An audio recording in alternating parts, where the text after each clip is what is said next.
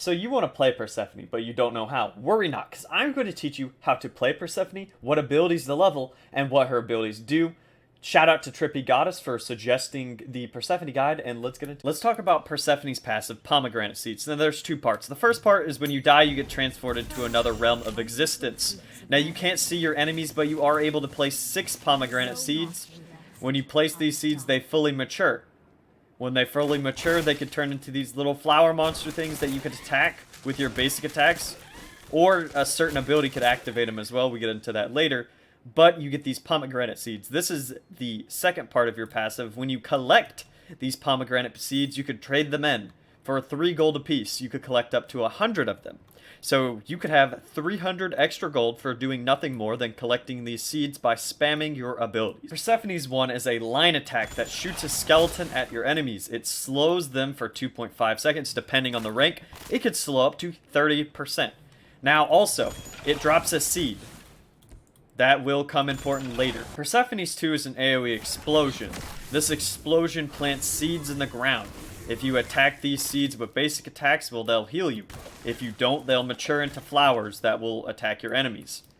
Now, you can have only 5 in the beginning, but as you level your 2, it will give you up to 7 of these little flower monsters to go around. Persephone's 3 is a leap. You could leap forward and or backwards, and if enemies are close by, well, they'll take damage too. Now, the cool thing about your 3 is it activates your flowers. Depending on which way you're facing, the flowers will run that way.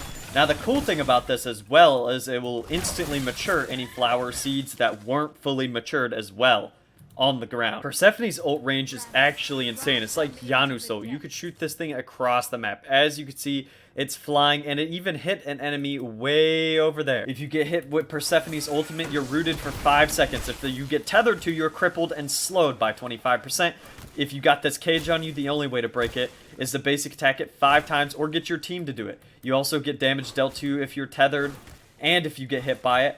And on top of all of that, it doesn't even have to hit you to tether. It can hit the wall. Now, it only takes 3 basics to break out of this, but it is still extremely annoying to play against. Let's move on to leveling. When playing Persephone, the first ability you want to get is your 1, 2, and 3. Put any points you can into your ult, of course. Now, the first ability you want to max out is your 1, 2, and then your 3. Pretty easy to remember. Now, I wasn't going to do a build portion of the video, but here's a quick little something for you. If you don't really want more of an explanation, here it is. But if you do, I will leave a link to my Changa video where I do the same build but go more in depth with it. So, if you guys like my type of content, you like this guide, please like, comment, and subscribe. Shout out to Trippy Goddess again asking for the Persephone guide. See you guys later.